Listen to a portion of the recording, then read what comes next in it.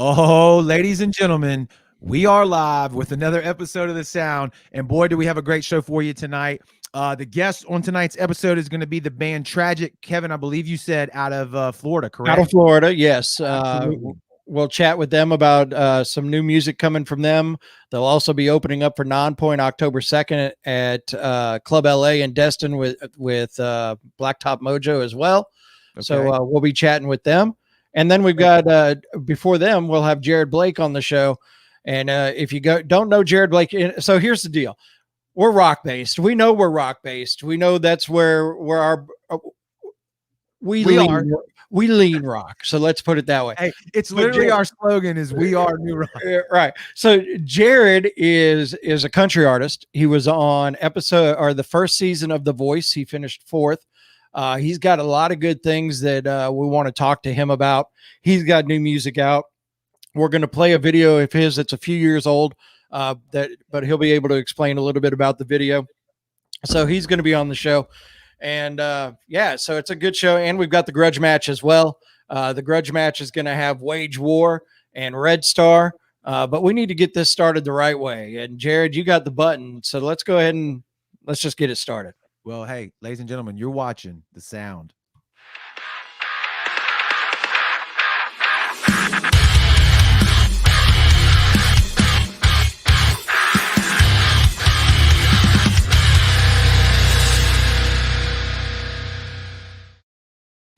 Oh, yeah. That's always a great way to kick off the show, man. Yes, it is. And Matt James, what's up, buddy? Yeah, I see you in the comments there.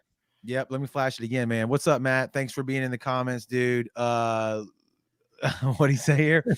Oh, God, let Jared Seymour lose with the buttons again. That's right. Every now and then they let me get behind the sticks over here on The Sound. So, Matt, I don't know if you remember the episode. There was a time I was in his seat, and it was tragic. Oh, yeah, it was. No pun intended about the band coming up, but it was bad when I sat in that seat. So yeah, that was an in studio for you that wants to do the recap, and we were letting Kevin do the camera switching, and Kevin gets into the conversation heavily, so he could particularly pay attention to what camera we were looking at. But no, we mentioned, man, the band Tragic coming out of Florida tonight. They got some cool stuff they're doing. We're going to talk to those guys. And Jared Blake, a country artist, he's recorded with Skid Mills up in Tennessee. And that was what I knew about him. Kevin listed earlier, already mentioned all the other stuff that he's done. Season of The Voice, right, Kevin? I mean, it's season 1 of The Voice. He's got a foundation called Live to Be. He's part of the Nashville Cartel that we're going to talk about, which is a lot of good things that he does. And his whole story, just what he's gone through and what he's done to get where he's at in life is a great story. And that's the whole reason I wanted him on the show, was to be able to tell that story and let everybody know his side of things. It's some really good stuff. Absolutely. What's up, Dustin, in the comments? What's up, dude? I saw you a little while earlier, but I couldn't talk for long because I was in a hurry, like always. We said, Matt, Deanna, what is up? Mandy, boy, we love you so much. She's always such fun to talk to every time I see her out of the show. Red Radio, go check them out on Facebook for you peeps that haven't heard about them. They're doing a bunch of cool shit and doing a lot of killer. Red Radio? What did I say? Okay. Yeah, I've never heard of them. Sorry. Oh, damn. I was like, did I say it wrong? Oh. I'm joking, Mandy. Yes, no, he has. He's being a dick like he always is. And they're doing some really killer live performances. They are. For a lot of our local artists around here, and I'm really digging it. Joe, what's up? Let's rattle off through the comments, man. We got them. Joe, Diana, Matt. Okay. Like we always do, man, we're going to start the show off with the Grudge Match. Kevin's going to explain the rules. Get out a pen and a piece of paper. They're extremely complicated. It's tough, man. We want you to be able to follow along and not forget what he said. So, Kevin, break it down for him. So the Grudge Match, we basically take two videos, we put them up against each other. Plain and simple. There's video number 1, video number 2. And of course, it's being brought to you by our good friends at the Juke Joint, 1911 Government Street in Ocean Springs. Woo! Thank you to those guys. They've got Magnolia Bayou coming up October 22nd. Put it on your calendars right now. Magnolia Bayou, October 22nd at the Juke Joint. And so we've got 2 videos. We're going to play video number 1 tonight, which will be Wage War. It's a song called High Horse. And video number 2 will be Reddstar. It's a song called STFU. And when the second video starts, we'll pop a poll up. If you're on Facebook, use the poll to cast your vote, video number 1 or video number 2. And then if you're on YouTube, Twitter, or Twitch, put it in the comments what video you want to watch. But we're going to go ahead and get things started now. Once again, being brought to you by the Juke Joint. It's the Grudge Match. This is video number 1. It is 2 challengers tonight because we retired Etched in Embers. They went into the Grudge Match Hall of Fame. But here is Wage War. It's video number 1. It's called High Horse, and you're watching the sound. Son of a... That one will get your attention. Damn, that was badass. I've been a fan of Wage War for a while now, and they never disappoint. They always bring the pain. So while I'm not surprised, I am very impressed. Yes, very, very good. So that was video number 1. Video number 2 is a band called Reddstar, and the name of the song is STFU. But because we didn't do it before the first one, we're going to play a little video to remind you who is up against each other. Why do we always forget that? I don't know, but it fits either in the beginning or in the middle, because it's kind of like telling you who's who. So we're gonna play it. But the next video you're gonna see is Reddstar. You'll see the poll pop up if you're on Twitter, Twitch, or YouTube. Put it in the comments. Jared, play the video and then play Reddstar STFU.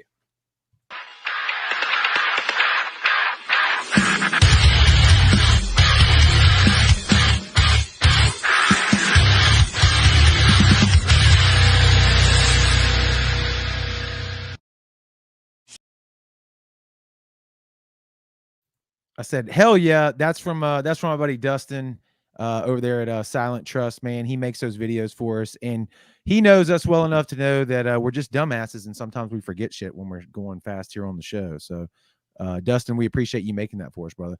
I like how Matt was quick to blame me for that. I appreciate the confidence, Matt, and the throwing me under the bus. I appreciate that a lot. Matthew, we love you right back, bro. Looks like you're holding an instrument there in that photo, so obviously you're cool for sure. But no, so like we said, let's jump into that second video. Reddstar. Kevin, yeah, that Kevin mentioned here. There was something that I wanted to say right out of the gate though too, and I've already forgotten it. So hopefully during this video I'll remember and we'll bring it back. So let me pull this up. Video number 2, Kevin. Reddstar, STFU, polls popping up. Let's roll. You're watching the sound.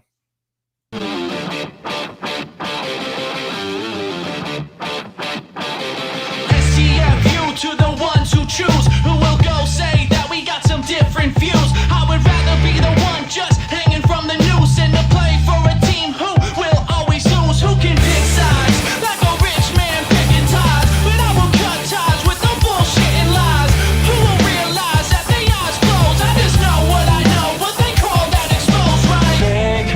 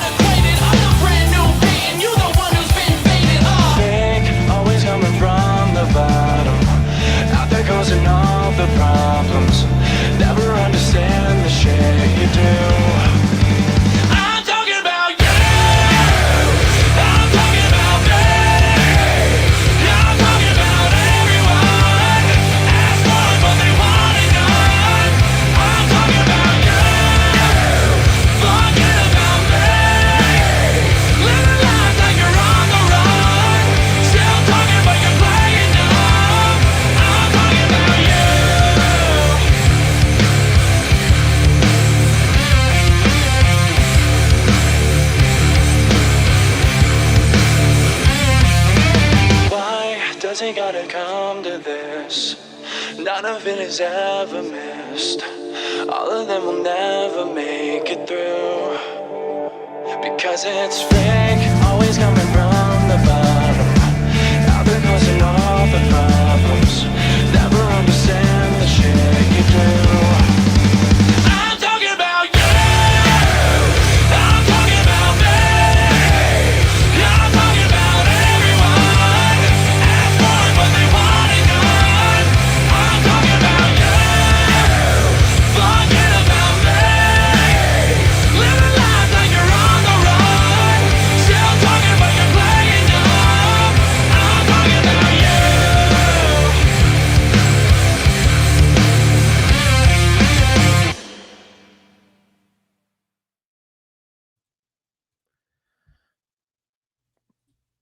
I like it. Right. Totally, Yes. totally different vibe.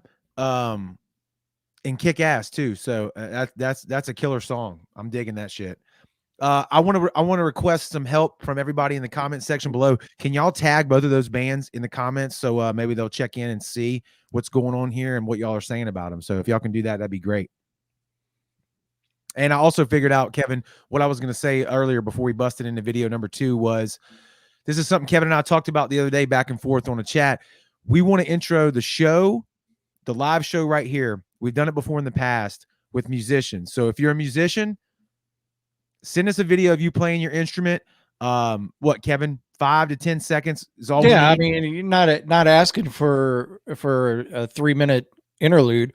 We're just looking for something, just jam for 30 seconds or whatever, or less, and just intro the show. Send for it to us. Yeah, hey, I'm so and so from the band, or if you're a solo artist, just say your name.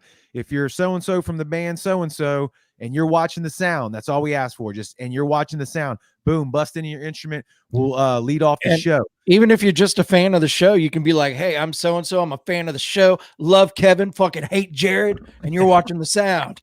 You know what's funny about that is I was going to create a video and put it in the sound group, and I was going to say the same shit. I was going to say, hey, I love watching the sound mainly because of Jared. Kevin sucks shit, but I tolerate him. I was going to do the same thing. So kudos to you, sir. You got there first. But like you said, if you're a fan and not a musician, we would love for you to do the same thing. And we'll also put it on the radio station. So if you just want to say, hey, I love listening to the Sound 228 radio app, we'll put you on there and you'll be able to hear yourself, man. And if you're on the app, you can do what they call a shout out. It's there. It's a button on the home page of the app, and you can just do the shout out through the app, and it sends it to us, and we can put it up on the station as well. Oh, wow. That's super easy. That's super duper easy, right? We do our best, man. We do our best. So there we go. We have to make things simple for Jared.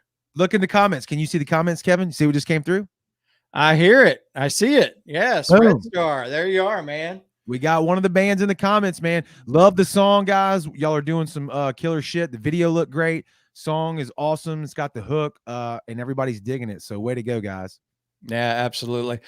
Marlo, what's up? So speaking of Marlo hopping in, this weekend, Saturday, the 11th, there's this thing going on at one of our sponsors, the Celtic. And Mike Ross sent us a little video to kind of explain what's going on. So since we got a little time to kill because nobody can use internet out at Blue Ridge Rock Festival. Explain that, Kevin. Explain that. Okay, so Lisa, one of our admins, is at Blue Ridge Rock Festival, which everybody, if you're into music at all, you know all about Blue Ridge Rock Festival. Fucking 6,000 bands playing. I mean, it's rock wise, indie rock all the way up to majors. It's got everybody. And Lisa is out there, and she was going to sit down with Ignite the Fire while on the show and going to be live from Blue Ridge. And we were going to talk to her about it. And she was going to interview Ignite the Fire while they were playing their very first major festival. But as you know, if you put 20, 30,000 people into, which I don't know how many people are there. That's a lot of people. Anyways, you put that many people out there and try to use a cell service, go for it and see how well that works. And they don't have access to the Wi-Fi right now. So hopefully she's going to record the interview and we'll be able to play it later on and all that kind of good stuff. Nice. I like how everybody gives everybody shit. It's what it's all about. So that was the plan here. Was before Jared Blake joined the show, we were going to chat with Lisa and ignite the fire out at Blue Ridge Rock Festival, and yeah, it's just not able to work out. So in lieu of that, we get to see the pretty face of Mike Ross for 47 seconds as he explains Party Fest to us. So go ahead and do that, Jared. What it do, guys? Michael Ross here on the Sound, talking about Party Fest 2021 happening this Saturday at the Celtic Irish Pub in Pascagoula. We got Zachary Perkins, Elton Barrett, Trey Marlowe, Silent Trust, all doing acoustic acts starting at 4. Then we got Champion Club, Rise the Phoenix, Fake and Solace, Michael Ross and All I Had Band, Party at the Moon Tower, music all night. We got artists coming out, Andrew Switzer, Greg Knoll, Scattered Roots, Christopher Street. It's going to be a good time. So come support your scene, support the locals, listen to some good music, see some good artists. You know, have a good time. Meet some ladies. I don't know. Make some stories, make some memories. That's what it's about. Don't complain about there not being a scene if you don't come out and support it. All right, y'all give it up. Back to the Sound. How cool is Michael Ross? Honestly, Kevin, how cool is he? He's a pretty cool dude. I'll give him credit. Super chill. When I talked to him last night about doing the video, though, he promised me he'd have that mohawk all standing up and all gelled up and everything, but it wasn't. So he straight up gives me hair envy. There's no doubt. So anyways, yeah, Party Fest will be happening Saturday. It starts at 4:00 and goes until, I mean, you heard it. He's calling it All I Had, but it's Michael Ross and the All I Had band. Party at the Moon Tower, Faking Solace, Champion Club, Rise the Phoenix. Silent Trust was going to headline it. Due to some circumstances, somebody had to go out of town. So it's going to be Andrew, the lead singer of Silent Trust, doing an acoustic set of Silent Trust songs. Zachary Perkins, Elton Barrett. I'm sorry. We saw Andy do that at the juke joint for the last show prior to Inside, and it's a kick-ass time, man. He does a great job proving that he doesn't need any of those guys to play the songs. Oh, there you go.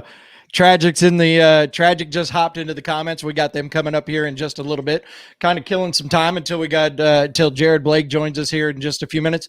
But while we're talking about it, if you haven't checked out our website, go to thesound228.com. Check out the shop, man. New shirts. The hats are on the way. I've been promised the hats are on the way. And I'm going to tell you what, tonight's the 9th, tomorrow's the 10th.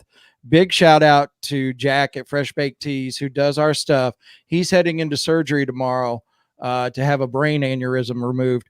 So major prayers out to him, and hope everything goes well for you, Jack. And thank you for everything that you do for all the bands. I mean, I know some bands have hopped on with him. Silent Trust is getting their stuff from him. Planet Gears, Love the Hate. A lot of bands are hopping on with Fresh Baked Tees. So he's doing a good job over there, and prayers out to him for tomorrow for a surgery. So absolutely. And Kevin, the hats Kevin and I are both wearing, he did. We'll flash right here. Yep. Our shirts, he did those. He did them. I mean, we had the logo, but he did the mock-ups for us. He makes them for us and gets them shipped out to us. So we have nothing but great things to say about him. Right here, that's the hat Kevin and I was wearing. So if you want to jump in and be a part of the New Rock Nation, go to thesound228.com and grab your merch, man. Yeah.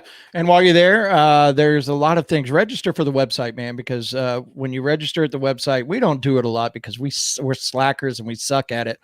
But we do send out emails like once, maybe twice a month, if that. Just kind of explaining what's going on and what we're doing, and the new music alerts are good ones that we do that we send out. It's not a we're not trying to get you to buy anything. Matter of fact, Kevin, I may have a merch button at the very bottom. I'm not gonna lie now that I think about it, but 97% of that email is just the band and a link just to info. their YouTube. Yeah, and it's awesome, man. We come across so much great music now that we would. I mean, and that's why the whole reason we started the show was because we want to get it out to you guys, and we didn't feel like it was being adequately represented across all platforms. And while we're talking about shows, there's another video we can play while we're waiting on Jared Blake. September 30th, 3 weeks from today, as a matter of fact. Blacktop Mojo is going to be in the house at the Cannery Bar and Grill in Woolmarket. And here's the info on that one. Blacktop Mojo's coming to the Cannery Bar and Grill in Biloxi. Blacktop Mojo live Thursday night, September 30th at the Cannery on Shriners Boulevard in Biloxi. Blacktop Mojo. Mojo in the sky, take this sacrifice. I wanna live for Blacktop Mojo's coming to the Cannery. anywhere the wind blows. Always say you never know. Blacktop Mojo with special guest Love to Hate. What's the guy what is inside? Starting dread. Blacktop Mojo and Love the Hate Thursday night, September 30th at the Cannery on Shriners Boulevard in Biloxi. Tickets are $10 in advance, $15 at the door. Get your tickets now at thesound228.com. Blacktop Mojo and Love the Hate at the Cannery, September 30th in Biloxi. Being brought to you by the Cannery Bar and Grill, 228 Entertainment, and the Sound 228. That And show. that show is going to be phenomenal. Ticket sales are going really well. And save yourself $5, man. Save yourself, get yourself an extra beer at the Cannery. Buy your tickets in advance, $10. You can get them at thesound228.com. And not only that, but if you have tickets, you can get a table, reserved table at the Cannery. All you have to do is swing in there and say, hey, we got our tickets. We want to get this table, and that table will cost you $35. Nice. So you can get for $75, you get a table of 4, and you got a reserved seat for Blacktop Mojo. And yes, they will be playing October 2nd with Tragic, the band that'll be coming on the show here in just a little bit, and Nonpoint at Club LA in Destin on October 2nd. So yeah, Absolutely. good stuff. The guys in Blacktop Mojo are doing cool shit. They're on some really killer tours, playing with some killer bands. For all of you Gulf Coast people, for Gulf Coast, Texas, all the way to Florida, right? Our buddies over there in Love to Hate, man, they are swinging. They're throwing some punches, dude. That song that they got out, the video, I mean, I'm so pumped for those guys.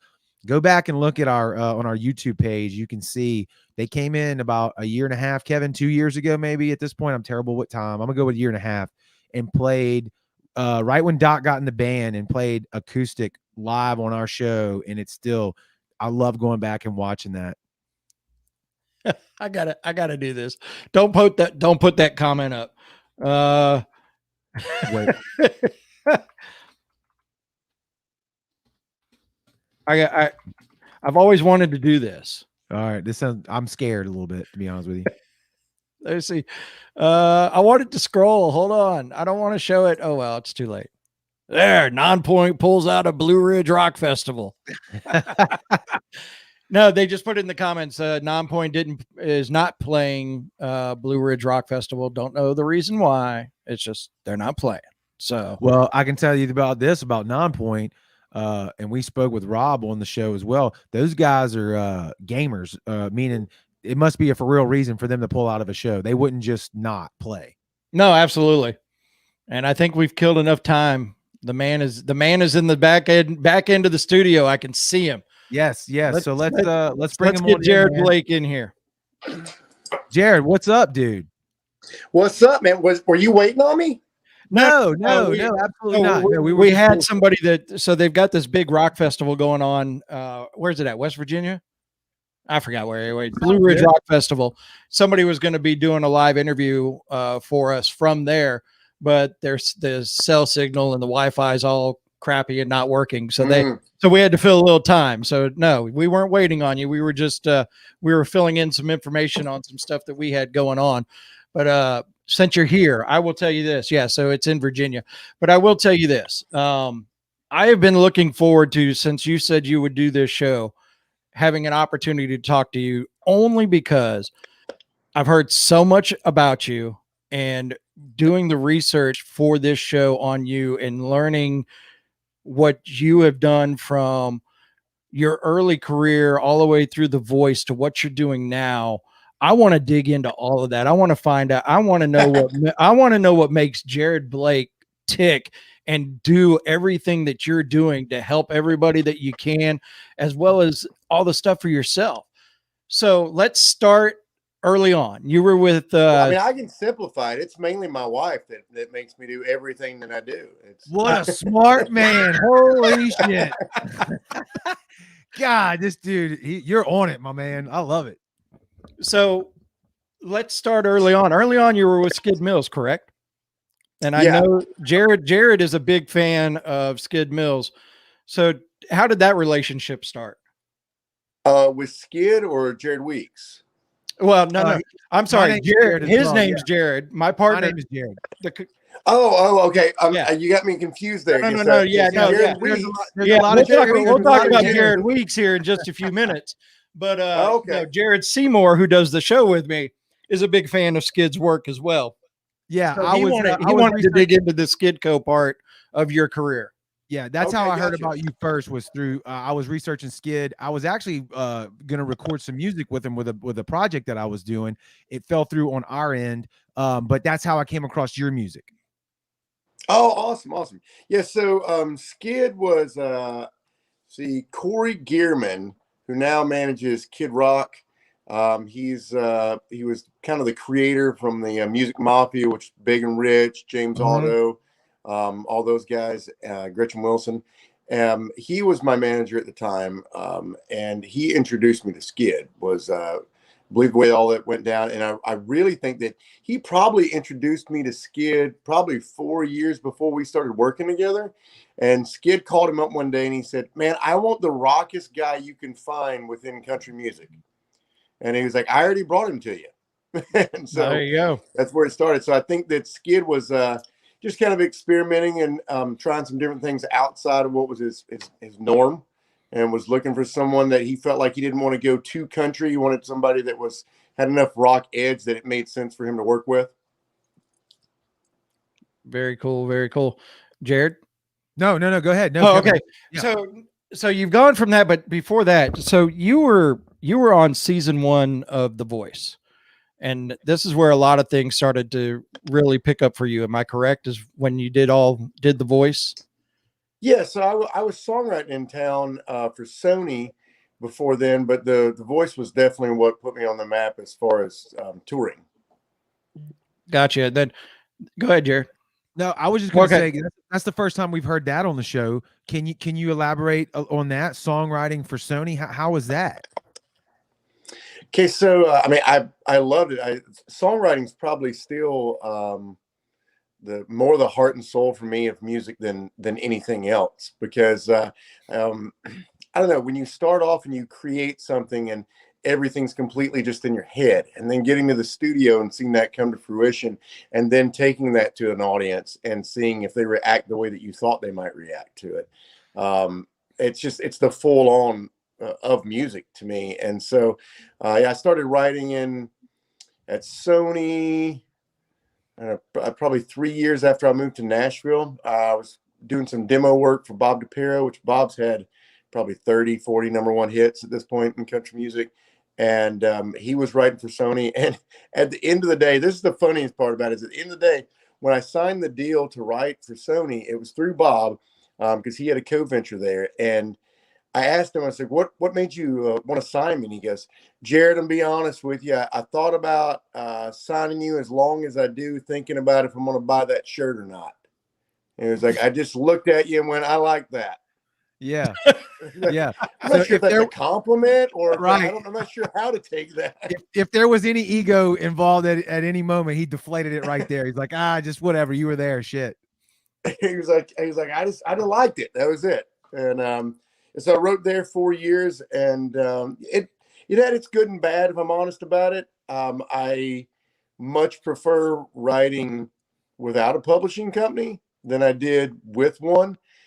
It was a little too cubicle, I guess. It would be my explanation. It was almost like, everything was timed out, and you had a lot of times multiple writes per day. And I'm much more like, I want to get together and just hang out for a while and get to know you. And I'd prefer to write with you during the evening if possible. Like I'm very much a mood writer, and I like having talented people around me that I can just call and be like, hey, can we get together today? No. Oh, what about Thursday? What, you know, like it just, I get inspired to write, and I want to kind of try to make it happen rather than it being so incredibly structured. Yeah, that sucks the life out of it. So when you're writing like that, are you writing you're under contract with them to write songs for other artists, or they just want to hear what you write and then they shop it to other artists? How does that work? All of the above, however they think they can make money off of you. Okay. It's really, they're paying you. And like for my deal was pretty standard. They wanted 12 full bodies of work a year. So if you had co-writers, then you had to have, if you had one co-writer on every song, you had to write 24 songs and have them fully demoed. If you had 3, then you had to write 36. But so what that really meant is that you really wound up recording 2 to 4 songs per month, but you wrote say 8 to 10 songs, 8, sometimes 16 songs per month, because you were writing a bunch of songs that they had to approve then and go, yeah, we'll give you the budget to cut those songs, essentially, so that they could pitch it either you to a label or pitch it to another artist. And that, boys and girls, is the music business. yeah, that's how glorious that is. Yeah. So the video that we chose to play tonight, it's a few years old. Don't Let Her Be Gone.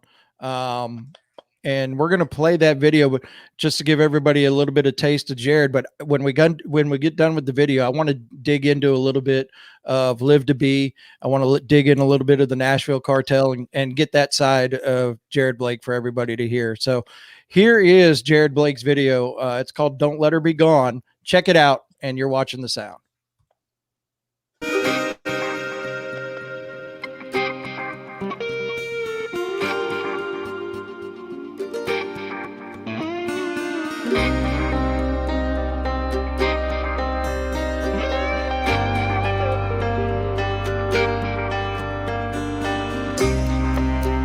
Might have done it this time. I might have crossed that line. I said some things, she said some things that we can't take back. She jumped into her car, probably down at some uptown bar.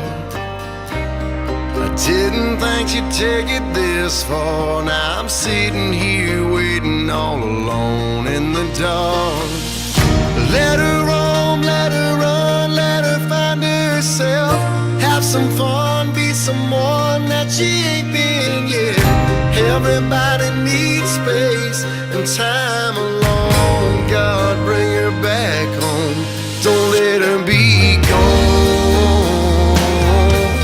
Don't let her be gone. No.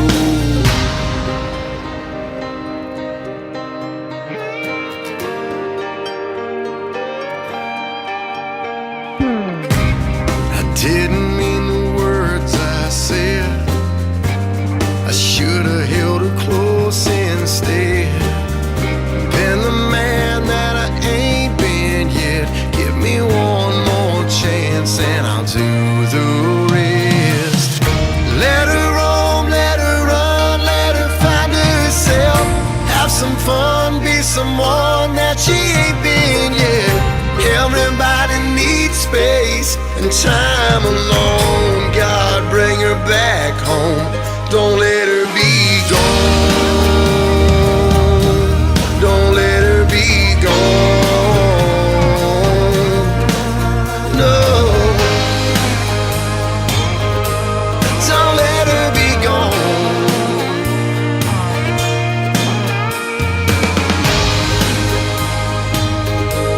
I couldn't go on.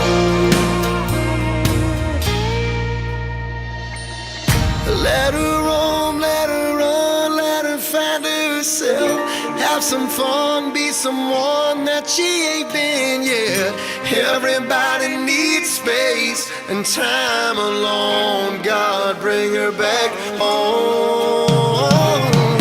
Let her roam, let her run, let her find herself. Have some fun, be someone that she ain't been yet.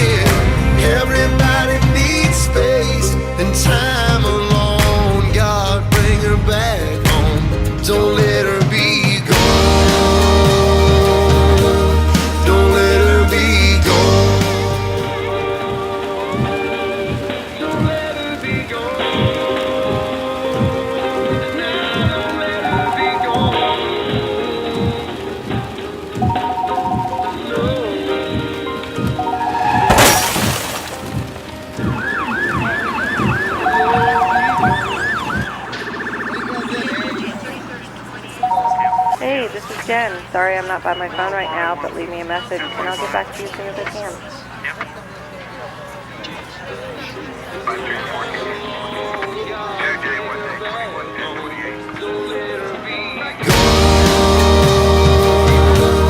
Don't let her be gone. Don't let her be gone. Now don't let her be gone. No.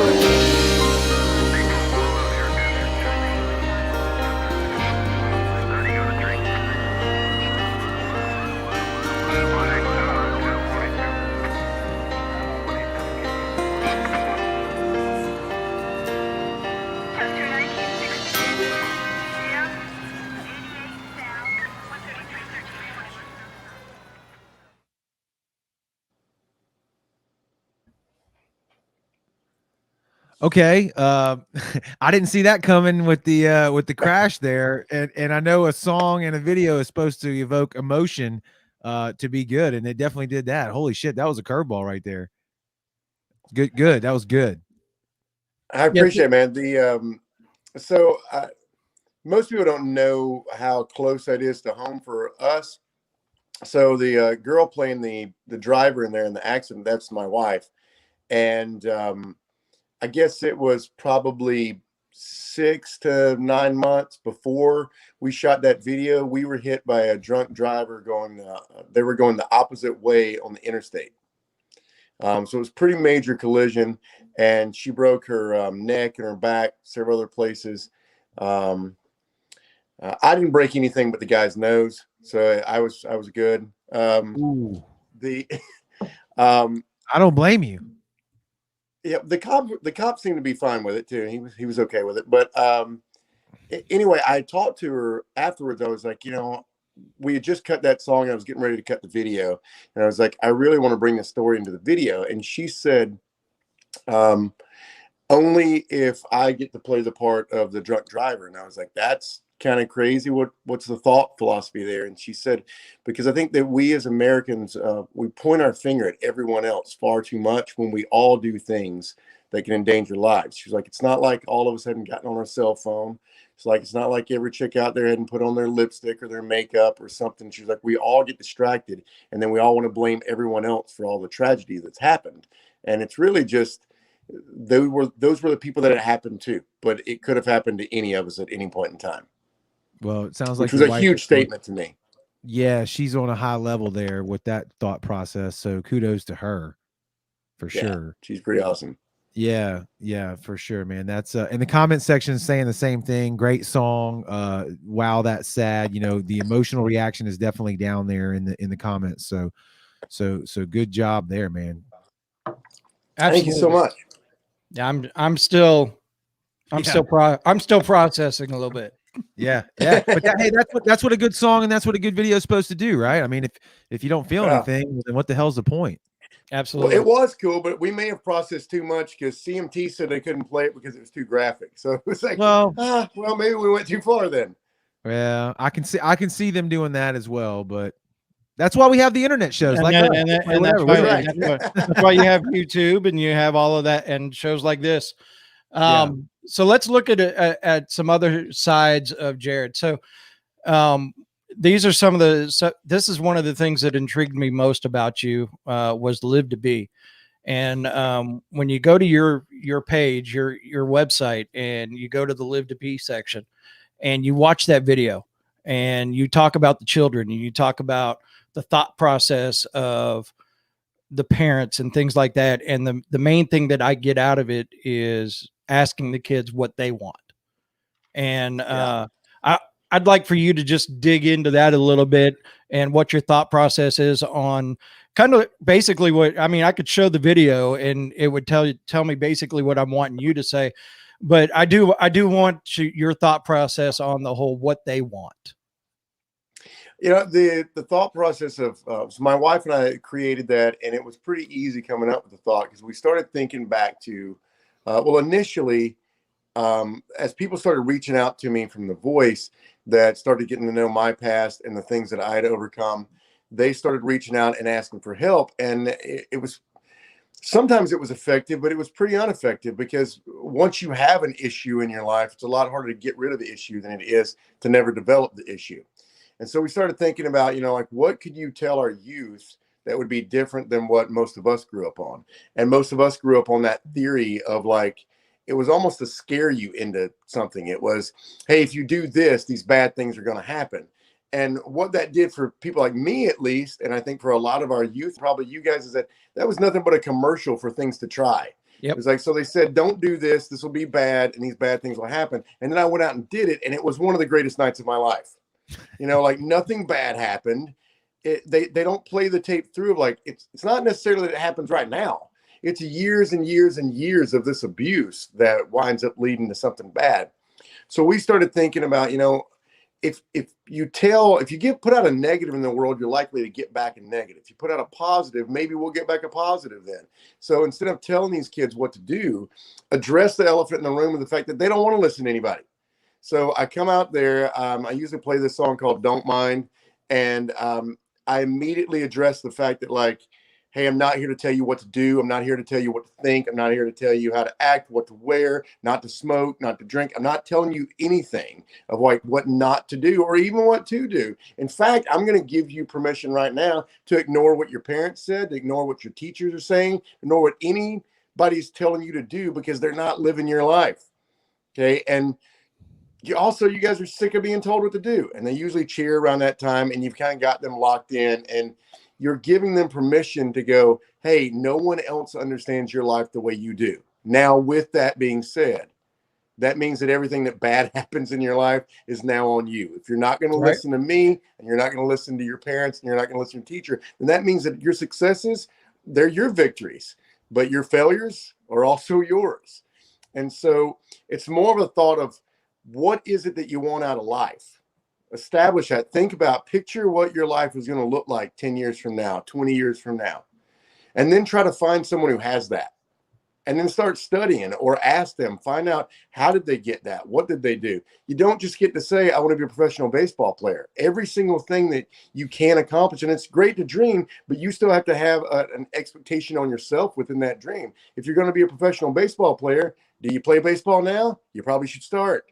Like, at what point did you start? How hard are you working? Are you working harder than everybody else is working? Because there's a whole lot of people on your team that also want to be professional baseball players. Like, you've got to put yourself in a position to do the things that other people did in order to have that life. And then for us, then, as you develop through the program, we dive more into the fact of, be careful about what it is that you think you want. Because so many of us have these grand ideas of what we think we want, only to find out that, you got married, you had kids, and you created this life that you wanted more than anything else, and you wasted it all chasing something else that you thought you wanted. So it gets dangerous too. But the whole basis of it is just to empower them and go, hey, this is yours. So since you want to be an adult and you want to make your own decisions, it starts now.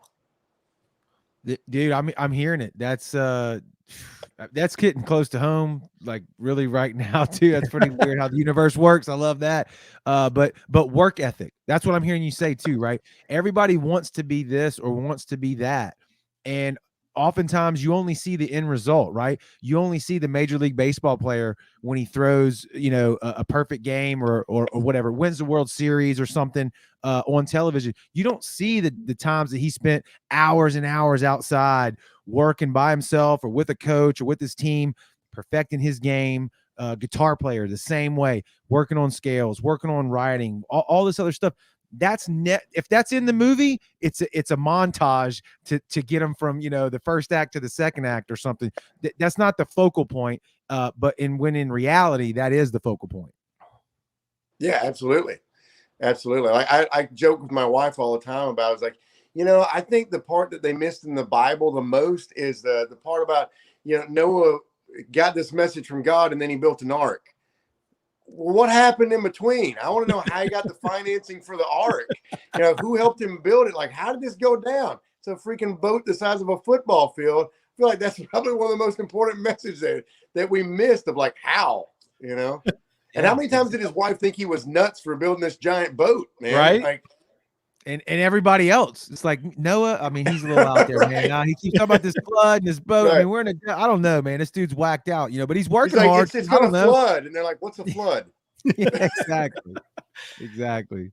So on top of Live to Be, you have, and you're wearing the shirt, Nashville Cartel. Yeah, I know a little bit about the Nashville Cartel as far as who's in it. Well, I don't know a lot. I just know you and Jared Weeks are part of the Nashville Cartel.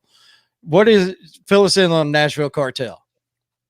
So Nashville Cartel was a group that my wife, Corey Gearman, and myself created years ago. It was just a night every couple of weeks in Nashville. There was a bunch of different artists that got together just for a big jam session, and it was pretty popular. It was really cool, but we started it off as like a more grown-up version of the Music Mafia, where everybody started off there who didn't really have anything going on.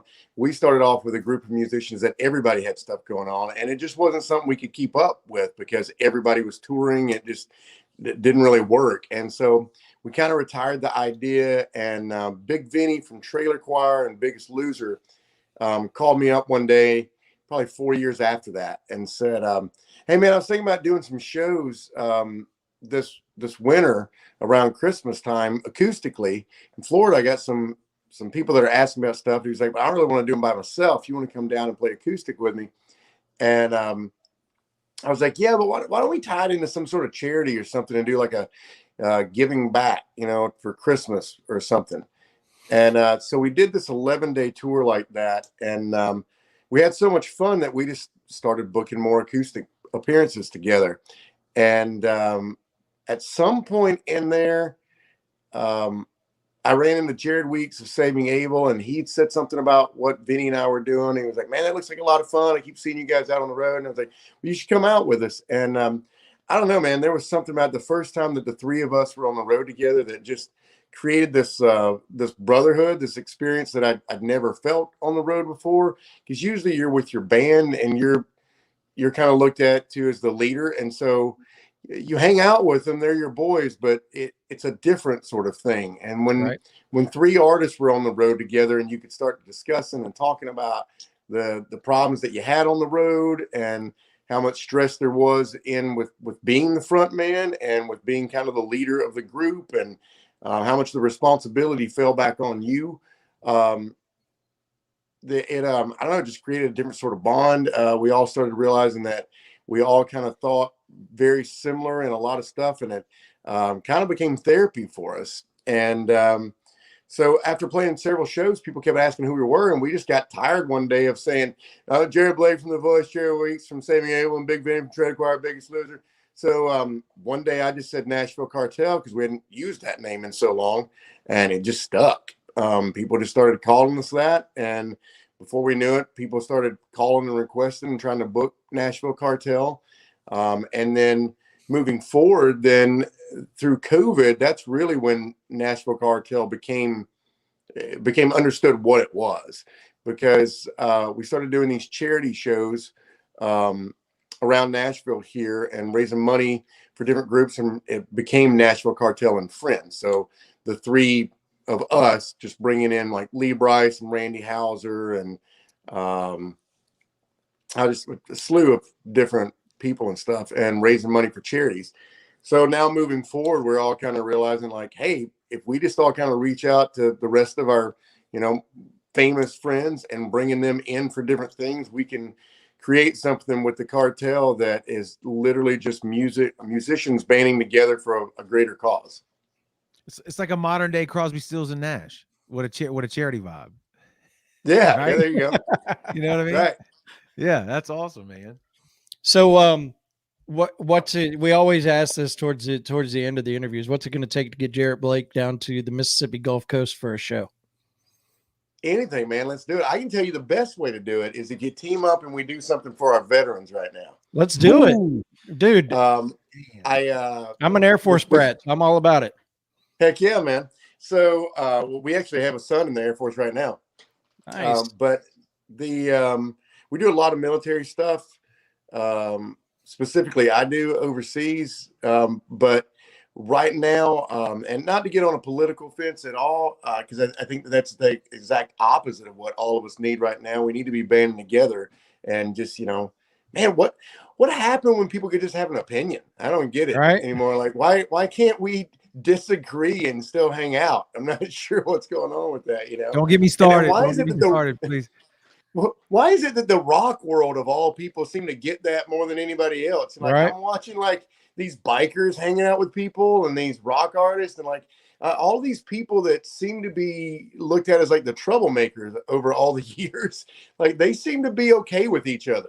I think because they've been bumping elbows with everybody from way back in the day, and it's like now with social media, everybody's exposed to everybody else. And they're like, oh, I don't like you. I don't like that. That's not in my wheelhouse. What rockers have been like, we hang out with everybody since in the 70s, 60s. Right. We've been used to getting looked down upon for years, man, and no one backing what we're saying. That's why we started screaming. We'd love to get you down here and do something with towards the military, because I mean, in the Mississippi Gulf Coast has a huge military presence with the Navy CB base and Keesler Air Force Base and the Navy base in Pascagoula. So I mean, there's plenty of military bases across the coast. We'd love to be able to team up and do something with you guys. Just shoot me a message, send me your phone number, and we'll hook up and make something happen. I know for us right now, specifically me. With Live to Be, we've got 3 different chapters of the charity, which are our youth, our prisons, and our veterans. And right now, a lot of my attention is being really focused on that, because I feel like what I started to say earlier, without getting on a political fence, what just happened in Afghanistan, we've got so much of our military that very much are questioning what their lives were about. They're very much questioning, so I thought I was liberating a nation, and now my son doesn't know who I am. What? Like they spent so much time away from home. They spent so much sacrifice, and they all thought it was for something good. And now they're questioning why they do what they do. And we in this nation, a lot of people don't know, but we have 22 veterans commit suicide every day in this nation.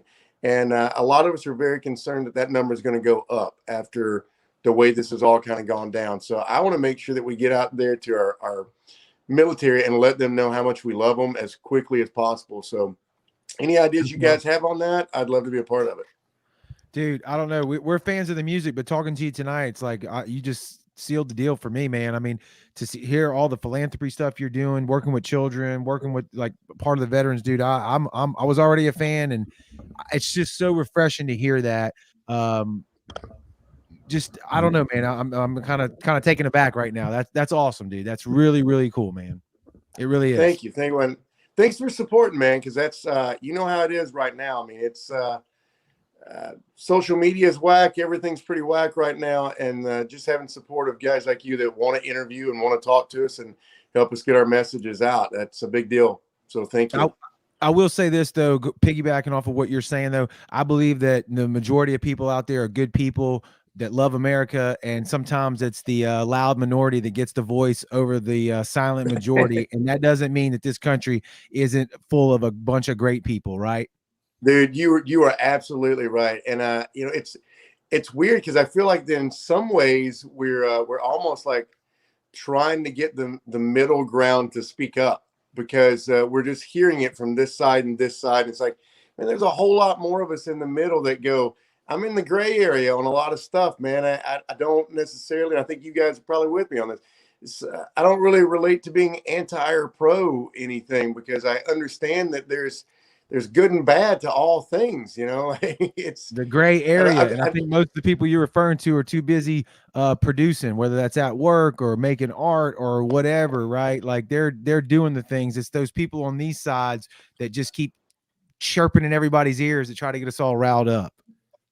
Absolutely. I don't know. I mean, I kind of relate back to just kind of a common sense basis. I had my son ask me the other day. He was like, "Hey, Dad, do you think that more gun laws will keep us safer?" And I was like, "Not really." And he was like, "Why is that?" And I was like, "Well, if gun laws could keep us safer, then we could just create a law that said don't kill people."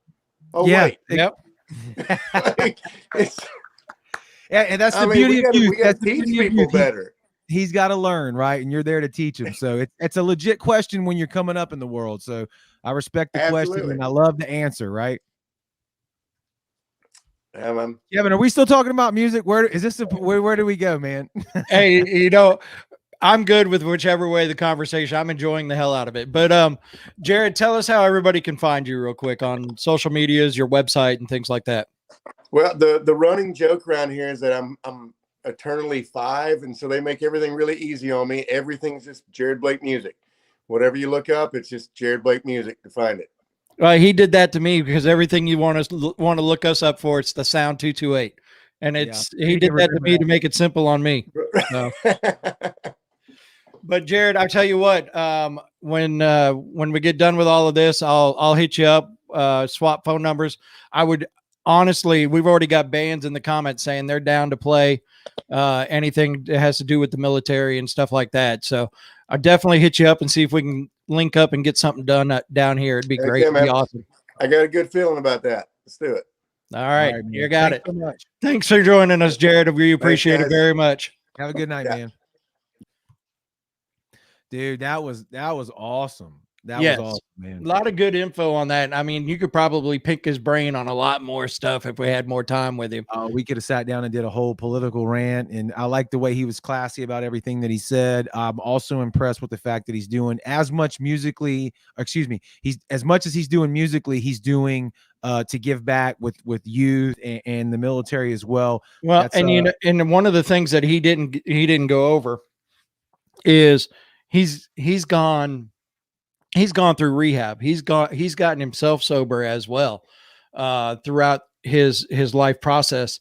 And he actually goes back to these rehab centers and does shows and talks to these people inside the rehab centers to give his story and to tell the things that he went through, because if I remember right, he went through rehab twice before everything just kind of clicked for him on what he was wanting to do. So he goes back and he goes to the prisons. He plays for the prisoners. He talks to the prisoners. He talks about all of his life experiences to maybe even just help that one person get through that stuff. So yeah, he does a lot of stuff, man. He's a very he's someone to, I guess, look up to as far as what they're doing to help each other. And I said it the other day talking about everybody has those days that are rough. And if you just go out there thinking, you know what, you're going to pull somebody up or push somebody forward, at least one person every day. And that's what he tries to go out and do every single day, is lift somebody up or push them forward to get them where they want to go. So I love it, man. I love it. We have Tragic, the band sitting in the waiting area here patiently. Looks like they got a great setup going. I can looks see like they do backstage. So let's bring these guys in and let's talk to them, man. I'm excited to hear what they have to say. So Kevin, here we go. All right. What's up? What's up? Gentlemen, how are you? Good, man. That's a heck of a setup you guys got there. Yeah, this is our studio. It's where we do all recordings and shit. So nice. I like it. yeah, it's all right. It's all right. It's all right. No shit. I've seen other band studios where they record and where they rehearse. And that's the shit. Appreciate it, man. Yeah, we got another practice space next door with all the band equipment and everything. So it's we have two spaces so we can go practice and then come right next door and record and all that good stuff. So I have to ask, looking at everything on the wall, and we just finished talking about the military and everything, what's the folded flag that's hanging up on the wall there? So me, our buddy that's done all our videos for us, me and him share this studio, so that's him. He served in the military, so that's his flag on the wall. Yeah, he actually nice. Like 16 years in Iraq and Afghanistan. Yeah. Wow. Very awesome. Really cool. So tell us, this whole show, and you'd be amazed how social media works sometimes. We've been doing the sound since 2018, and has it been that long? It has. It's been almost 3 years. Son of a bitch. But so we do this, and we get asked by bands to try to be on the show, and sometimes bands slip through the cracks. Right. because we get so many requests. But I was scrolling through something one day on social media, and it had to do something with the sound, and I saw a comment from Tragic, or from somebody in Tragic, that said, "We've been trying to get on the sound for a while," and I went, "Oh shit." That's news to me. Fuck, I didn't So know that. I immediately sent a message saying, "Hey, we got a show on the 9th. Can you guys do it?" Blah, blah, blah. Because I don't want to be that guy that's like, yeah, fuck that band. And that's not what any of that was ever meant to be. It's just sometimes bands slip through the cracks because we get so many requests and our show gets steered in a certain direction, or we got a show coming up. And so it was kind of perfect timing to have you guys come on, because you guys are going to be playing October 2nd with Nonpoint, Blacktop Mojo, and Saul at Club LA in Destin, which I'm hoping to catch a little bit of that show as well. And then, if I'm not mistaken, you guys got some new music coming out? Actually, we dropped our entire EP is out right now. Gotcha. When did we drop that? A couple weeks ago. Yeah, about a couple weeks ago. So it's all Spotify. It's out everywhere. But yeah, we're super excited. And about the comment, that was me. Okay. I figured out over the years being in the music that sometimes you got to be a little persistent, you know, because like you said, there's a lot of bands out there. There's a lot of people knocking at the door, and it's hard to get in there. So we try to be a little persistent sometimes, and hope it don't go, you know, nobody takes it a bad way, you know. No, absolutely not. And like Kevin said, the last thing we want to ever be is perceived as somebody who snubbed anybody. We, you know, Kevin and I work 2 full-time jobs, and we love music like it's a drug, and we want to have everybody on. So kudos to you for keep knocking, man. We appreciate that. Yeah, it's awesome. It's awesome with what y'all are doing. I know I discovered a few bands since following y'all. I know Any Given Sin was one of the bands. I know y'all like them a lot, and those were one of the bands Dude, their fans are fanatical. They're the true definition of the word, and we dig that. Amazing band. So tell us a little bit about Tragic. Give us the backside and where you guys started from, where you're at, where you're headed. Let's dig into Tragic a little bit here. Right on. Well, it's pretty awesome, like, reflecting back on it, because, like, we literally just, like, put out our EP, and we got I'm going to show y'all, we got a hard copy CD made. Like, I know those aren't around too much anymore, but Dude, those are collector's items nowadays, I know, right? man. I like that. I'm not sure if I'll take mine out the plastic or not. Just kind of Hell yeah. have it in there. So I mean, it started as a studio project, and really had no plans of like playing shows, or you know, we're just gonna record some music, and then like ended up attracting the rest of the guys in the band, and you know, it's just kind of spiraled from there to become more than like what we thought it would be, as far as, you know, as hard as we're going at it. Yeah, I was doing music for a while, but I was playing bass, or I was playing guitar, and I always loved singing in my own time, you know. I kind of kept a little secret from everybody else, and so I, you know, after band after band, I kind of gave up on everything, you know. I was like, I'm gonna go to the studio and I'm just gonna write songs for myself, you know, see where it goes, try to do some vocals, and me and Jeremiah wrote our first song, which was Nothing to No One. And we kind of put that out there, you know, on Spotify and stuff, and like immediately we started getting like just great responses. Everybody really loved it, and so we're like, well, let's see where it goes, you know. And then we just people started coming in. I mean, we ended up getting Andrew to come in on bass, and before you know it, we had a band already, you know. It was like, okay, well, now we're back to doing this again, I guess. But we're all super excited of the sound we have, you know. And we were loving what we were doing, you know. That's no pun intended. Yeah, that's a big part of this stuff. I picked up on that, yeah. Sometimes you fall out of love with stuff, you know. And music has always been our love, and this time we got to write what we felt was right and what felt good to us, you know. And people were attracted to it, which helped us, you know. Okay, let's go do this thing, you know.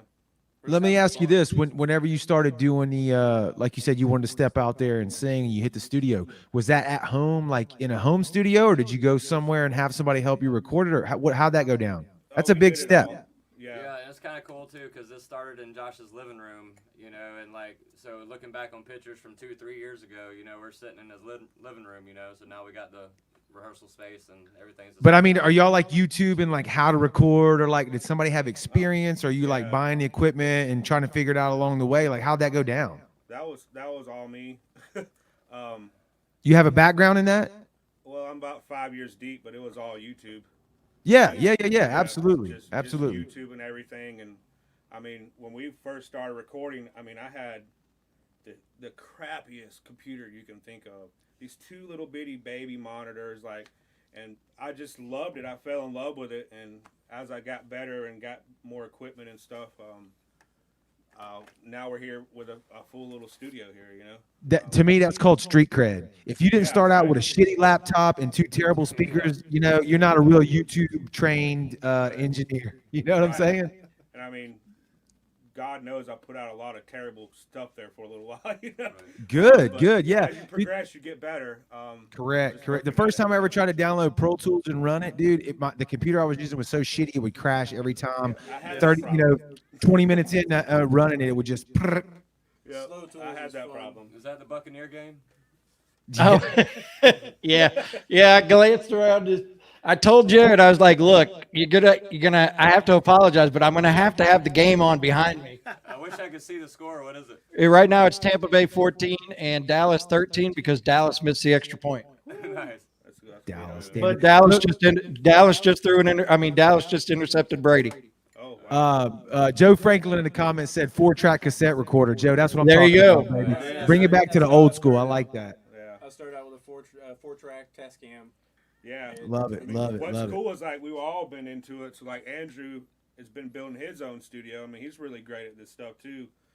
Joey has his own studio, so now I have backup. So it's like, hey man, this don't sound good to me. You take care of it, you know. So we're all working on it, and we really tried to be that DIY band. We kind of want to do everything ourselves, and just put in the work. And it's a lot easier when you can sit there and do what you want and how you want it and how you want it to sound, you know, and not have somebody trying to push you into this sound that they think you should be, you know. Well, at least initially in that beginning phase of the process too, you're not under a time constraint as far as like money. You know, each minute that ticks away is another dollar. You can kind of just breathe a little bit, and then technology has progressed into a way that now the cost of recording in digital, you know, it's so much cheaper than it used to be back in the day. And you can record something in your house, kick it over to your buddy. He can look at it, tweak it a little bit. Or we talked to a band, Ariel, Kevin, you remember Ariel out of Texas. They record all their stuff digital inside the box in their house, drums included, mini on top of acoustic drums, ship it out and have it mixed and mastered with a professional. And dude, their record that they put out is some of the best shit I've heard in a while. Yeah, that's the way to do it, man. I mean, if you can get the skeleton and send it to somebody, and they can, you know, put all the flavor on there and all the cool stuff, man. That's the way to go for sure. Yeah, that's 2021. You know what I mean? And there's good and bad involved with that too, because obviously, you know, jamming out in a big studio all together, and you know that's killer and fun and everything, but you know we got to go guerrilla warfare nowadays. The money isn't quite as there as it used to be when it comes to record sales. I mean, I'm preaching to the choir, I know, but you got to adapt and overcome, right? Yeah, that's kind of what we've done. Is, you know, that's saved us a ton of money to be able to do these recordings. I mean, a ton of money. Recording and all the video stuff's all done in house, so we're not under no big budget constraints or anything like that. We can do everything pretty cheap, you know. Now, well, you know, and we try to talk to, you know, our market for our viewership, we hope is like up and coming artists, music junkie fans, like, but we want to put the information out there. It's like that is today's game plan, right? It's like, look, record it in your house, get it tweaked, put it out there, and play live shows. We all want to play live shows. You got to win the fans over. If you suck live, you suck, period. But you got to win the internet. It's just part of the game now, and you can reach so many more people. You got the entire globe at your fingertips. If you can master Facebook, Instagram, and TikTok after you master your songs, you win. Yeah, and that's really the hardest part, man, is getting that social media presence. Is, I mean, they almost make it to where you have to pay them money to get out there, you know.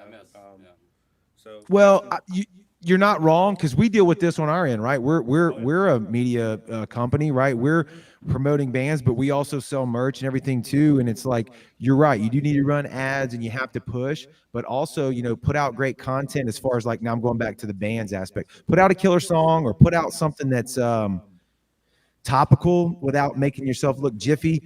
Kevin, who is it? Small Town Titans. Small Town Titans. They put out that Mr. Grinch cover at Christmas time, dude. Yep.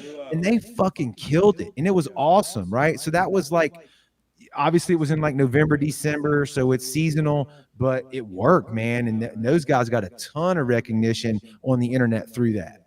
Oh yeah, that really busted the door They open. nailed it on that. Yeah. For sure. Yeah. You know, used to, you'd go and play the Sunset Strip in California because everybody went out there then. There was no internet. Well, nowadays, you know, play in your room, live stream somewhere, and that's your a troubadour or whiskey a go-go or whatever you want to call it. Yeah, and that's, I mean, Getting something to go viral is hard though, man. There's definitely a formula to that. You know, it's being topical, or you know, got to hit it just at the right time, or it's not.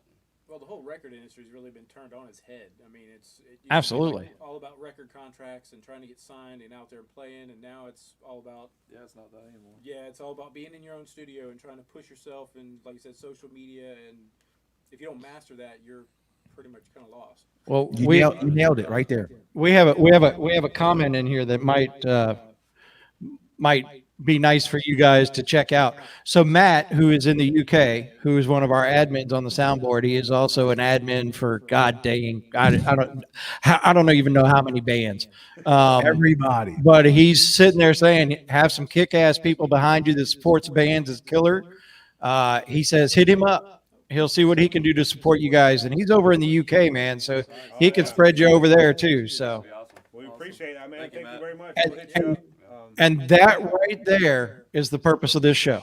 Absolutely, Correct. Man. So It's all about connections and trying to meet the right people and we can help each other out. You know what I'm saying? So yeah, we'll hit him up. That's awesome. Thank you, man. Yeah, we appreciate it, man. Yep. and then I guess my next question to you guys is, how stoked are you guys for October 2nd? Beyond. Extremely. You know, it's funny because this will be the second time that Josh and I have opened up for Nonpoint, because we were in two separate bands at that time. Oh, wow. Didn't blow it up. Jared's opened up for Nonpoint. I did. Pascagoula, Mississippi, baby. 2009, I believe. I'll tell you what, man, there's not a greater like band of dudes ever. I mean, even back then, I think that was 8 or 9 years ago. Oh, look at me in the bottom corner. And that was due to Kevin, man. Kevin put us on that. I got to give Kevin credit right there. Yeah, that was us. Falls from Grace. Was you in that? Yeah, dude. Kevin put us on that show. What band were you in? So not only Falls from Grace is the name, yeah. not only Nonpoint, but Blacktop Mojo. And I don't know if Jared's caught on to this yet, but Saul. Saul, yes. Yeah, they're awesome. Dude, Saul is man, those guys are throwing some haymakers right now. I'm digging what they're doing. Bands out right Yeah, now. we're excited to open for those guys. I want to definitely meet. I just recently got into Sirius Sirius radio or whatever, in Octane and all that, as far as like having it in my vehicle. And Traitor. you know, you hear regular terrestrial radio and I'm not hearing any of that. So I'm glad that Octane's doing it. And that's what we're trying to do as well, because the new shit that's up and coming, man, is not, it's not on terrestrial radio. In my neck of the woods, it's not getting the exposure that it should. We've said it before. This is why Kevin and I started this entire show. Honest to God, it is. And the music's out there, dude. The new rock has started playing classic rock now. Yeah, it's like, from yeah. stuff, so it's like You don't hear any new music whatsoever. I mean, We've talked about it. You know, they got a formula, they got to make money, whatever. Okay, cool. So we'll build it from the ground up where we don't have quite the overhead, and other people are doing it as well. We're not the only ones, but it's like we just want to promote what's out there now because the music is there. Yeah, for sure. Yeah, well, we first got that because I know John Robertson. I don't know if y'all know, but Floyd's Music Store in Tallahassee, Florida, was a huge thing for a long time. Brought a lot of great bands in here for, decades. That place ended up shutting down here in Tallahassee, and when that did, that kind of killed out the music scene. Yeah, I think the first time I heard of Floyd's was with the guys from Stereo Side. Right? Yeah. Oh yeah, they were hometown boys there. Yeah.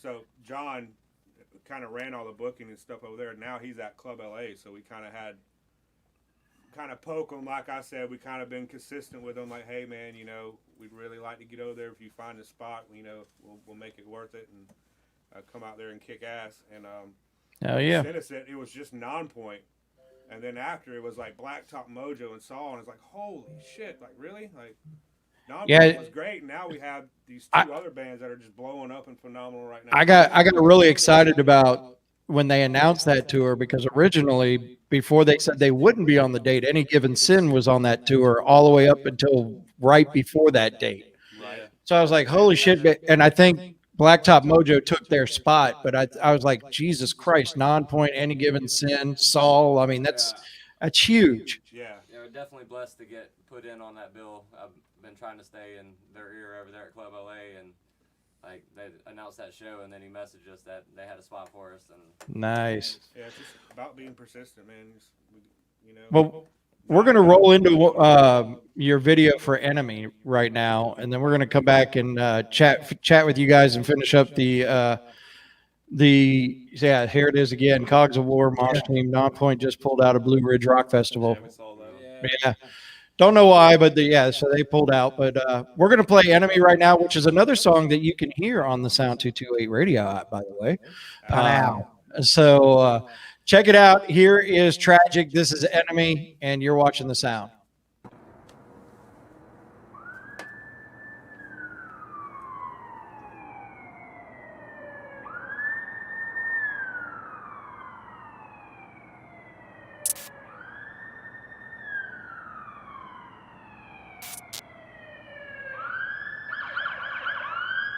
In today's news, massive protests and riots break out worldwide. Citizens are now met with opposition from government officials. When will the oppression end?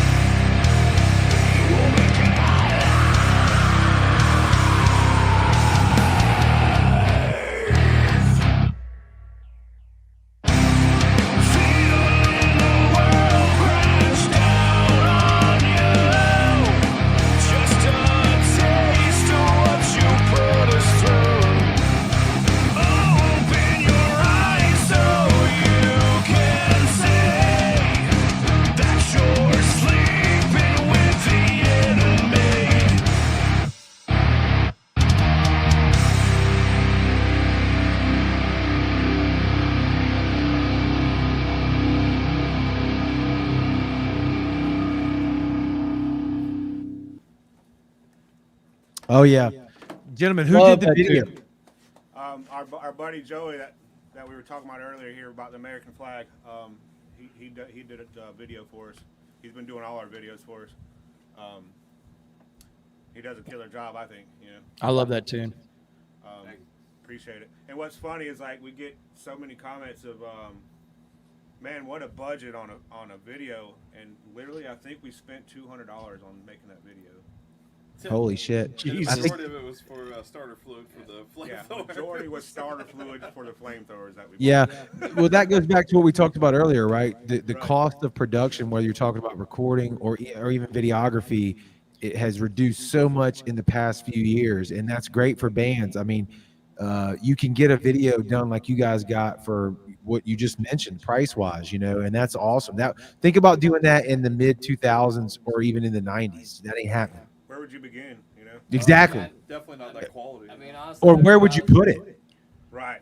I mean, honestly, there's guys here in town that are leaving and going out of town, going to record their music and pay a lot of money, and then going and recording with a videographer, and they're spending thousands of dollars to come up with what we came up with just there, you know. So I mean, it's kind of helped us a lot as far as not bankrupting ourselves. Yeah, we're not bankrupting ourselves, and you know, we can continue to do it, you know.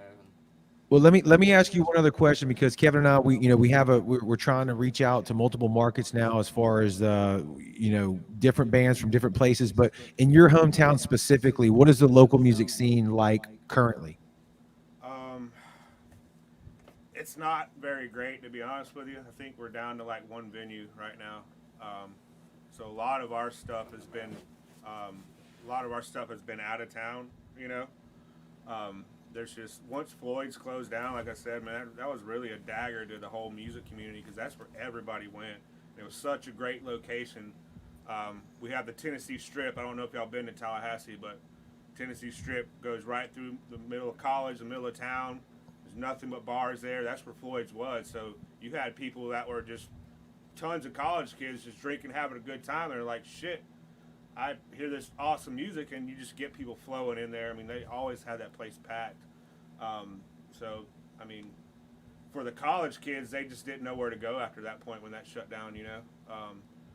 And then the changing of the times, you know, college kids are now big into EDM and raving and all this stuff. And for a college town where we're from, it kind of hit hard. We have a lot of clubs, but no venues. A lot of bars. Yeah, that's unfortunately that's a common theme. It's not, we hear that a lot, and that's the same thing in our neck of the woods too. So there's always going to be EDM, there's always going to be club music, there's always going to be rap, and for whatever reason, it always seems like that's what, Kevin, how do I say it? Like got the leg up or something. You know what I mean? It's easier to bust out. You know what I mean? What is it? I don't know the right term for that, but there will always be a home for rock and roll and metal. Periods. It's just got to find your niche and you got to exploit it. Yeah, it's not going away, and I think in time, people's love for music changes. You know what I'm saying? Like there's always this revolving door. I mean, we had the grunge era that kind of went away, but it all comes back full circle at some point. I got a feeling a lot of these kids will get tired of hearing what they're hearing when they get a little older. So I mean, it always changes, and we just hope that. We're just going to keep doing what we do, man, and hope that we can get it to the right people, man, So you guys do me a favor. I like dropping bombshells on Jared when he doesn't see them coming. So do me a favor, and on your calendar on February 26, 2022, just write the sound on there. Okay. February 26th? February 26th. Man, Kevin is an asshole. I got to look that up on a calendar now and see. Is that like a Saturday? What is that? It is a Saturday. And that's good because that Sunday will be my birthday. So see, a lot of Sunday, a lot of February birthdays. This isn't about you, man. I'm making it about me. There you I go. love it. Make it about you. Make it about you. All right. Jesus. And we'll chat about February 26th a little bit later. Gentlemen, what's the best place? Where are you most active on socials? If I'm a fan or I'm on the sound here and I want to know more about you guys, where do y'all put out the most content? Well, I mean, we have a website that we try to push people to. OnlyFans. Well, they're getting rid of the sexually explicit stuff. So what are y'all going to be able to do after that? Hey, I'm going to explain that because I did some research on that. The getting rid of the sexually explicit stuff because OnlyFans is getting a mobile app. Right. So the mobile app is the only thing banning the sexually explicit stuff. You can still go to the actual website and see it. You just can't put any of the NSFW stuff on the mobile app. I mean, when I heard that, it sounded like a company shooting itself right in the foot. Like, Yep. Yeah, what exactly. else do they offer? I mean, that I know of. We could do like guitar battles or something. Yeah, But the commercials were, for like musicians and like, all Listen, the what people Kevin and I lack in capital expenditure and experience, I feel like we at least know what our base is. if we were rolling through every fans or OnlyFans, I mean, I would not get rid of that. Right. I would double if mobile app. You gotta get rid of that for a mobile app. I would say, well, mobile app. Matt James, not cool. Yeah, not gonna happen. But yeah, so we push all our traffic to our website. I mean, you can find everything Tragic at www.tragicband.com. That'll give you all the links to our music, our Spotify's, our Instagram, our merch. We have stores on our Facebook, on our Instagram as well. You can go grab some Tragic merch. We're pretty active on Facebook and Instagram. We're trying to wrap our heads around TikTok at some point. We were having that conversation just before the show started. Yeah, I mean, it's kind of, which is kind of cool because we just got our music on TikTok. So he's kind nice. of a comedian on there. He does comedy well on TikTok. Oh, yeah. All right, let me give you a little tidbit of advice, and I'm no pro on it, but I will tell you this. So you put all of like your music videos, obviously, are going to go out through Facebook and Instagram and all that shit, right? But what you do when you're sitting in the studio, when you're taking 5, after you're at practice, you take 5. All the stupid shit you say and do, that's TikTok. Right. Yeah. So there you go. Yeah, we and Lord knows there's a lot of that. There's plenty of it. Exactly. With all of us. Exactly. We're part-time musicians, full-time comedians. I love it, dude. I love it. If I could have recorded the shit that we did driving from Biloxi, Mississippi to New Orleans, Louisiana, circa like 2008, Right? 9, 10, 11, we might have been TikTok famous. They wouldn't have, I mean, like music or not, they would have loved what we did. You are going to have that opportunity in a couple weeks as we drive to Houston. Also true. But I'm older now, Kevin, and I'm more refined. But the other two that are going to be riding with us are not. That's also true. That's also true. Yeah, exactly. Gentlemen, we appreciate y'all's time tonight. We love what you're doing. Keep pumping out the tunes, man. Anything you need from us, shoot us a message, and we'll do our best to help you out there. Thanks for taking your time out tonight and talking to us and talking to the people that are watching, man. Yeah, man. We really appreciate it. We'll send you our next single too, and we got a video that's going to be dropping here soon as well. Absolutely. Hey, we love exclusives, so just saying. Right. I mean, we can premiere it on our website as well as everybody else. There you go. There and Jared, yes, Matt, thank you. We will get that. I love it how they're telling me, hey, don't forget really. That's a comment he's referring to, guys, right there. Kevin, Grudge Match winner. So, listen, gentlemen, y'all have a great night, man, and keep doing what you're doing. Thank you. We appreciate y'all Talk to you later. Thank you. Absolutely. All right, so I'm gonna make a mini announcement here. Oh, it's your turn for the bombshell, huh? Do not remind Kevin about the Grudge Match winner anymore. Okay, this needs to be an inside joke with all of us in the comment section. We do not help him out. It's just strictly to see what his brain is capable of doing. Okay, Matt, I appreciate your gusto there. Yeah, look at that comment, jackass. Oh, see, I got Matt on my side, dude. Matt, whose team are you on here, bro? Because I can guarantee you're all the way in the UK. You come over here and hang out with us for 2 days, 3 days, you're gonna be on my team. Okay, Kevin is not what he seems like on the interwebs in real life. I'm way cooler. Jesus. All right. Okay, I'm kidding. All right. On that note, winner of the Grudge Match is Reddstar. Reddstar. So Reddstar wins with 64% of the votes tonight. So they will move on to our show on the 21st of September, which we do not have a guest yet. We will have a guest hopefully by then. So hopefully we'll get all that lined up here within the next couple of days now that we have a date. And we will let you know who's going to be on the show. But I think that's it. Matt, what time is it where you're at right now? Please tell me in the comment. He's going to tell us in here in just a second. Yeah. Guys, he's in the UK, so I know it's like way off. It's like Kevin, 2 in the morning, 3 in the morning. When is his next UK rundown? No. Well, I mean, Lisa was supposed to be on this one. It's 3 3 a.m. a.m. Holy shit. Matt, it's 3 a.m. where you're at? Dude, get some Ambien. Yes, it's 3 a.m. and all I heard was Matchbox 20. It's 3. Oh, terrible. I know, right? I'm kidding. He raced.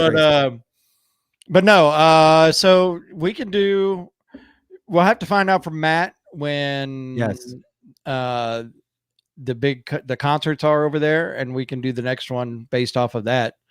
Or we can do it on the 21st because I don't think we have any plans. Well, I hate for him to have to stay up till 3 a.m. I don't know what his morning schedule is like. Jordan, what's up in the comments, brother? Yeah, y'all are doing killer shit over there at the Cannery Bar and Grill. They're doing a lot of cool stuff over there, and Jordan's covering it. Go check him out, Jordan Matthew podcast, man. It's awesome. But Matt, you need to give us another segment. Kevin, did we clip that interview that he did the other night and put that out? I don't think we did. That usually falls on you. Okay, Matt, send me that interview that you did recently where you may or may not have been drinking. The whole thing or just the link to it so I can download it and clip it and put it out under our shit with your credit. Because we want Matt's across the pond, man, and we need spies and infiltrators over there to send the you were hammered, but you did a great job. So speaking of that, we were talking about this, and I know we're getting a little long-winded here. But if you're still watching or listening at this time, we have started to think about doing this with some of our fans and some of our admins and stuff like that. Like Matt will send us stuff from the UK. Lisa was going to send us stuff from Virginia today when they're out with bands. If you're out with bands and you get an opportunity to do an interview, you're with the sound and just send it to us and we'll put it on the show and all that kind of stuff. We want our friends and our fans to be reporters for us when they're out at the show. No, not reporters, Kevin. They're guerrilla warfare. Guerrilla warfare. Yeah, it's not reporters. The reporters doesn't sound cool. And then literally, I mean, if you're at a show and you want to go live for a minute, go live. If you're on part of the soundboard, you can go live within our soundboard, the fan group, and just do a little bit of the live that's going on there. So y'all have free reign, man. It's all about you guys and the music. That's right. Kevin and I are just the ugly faces of what you see. That's right.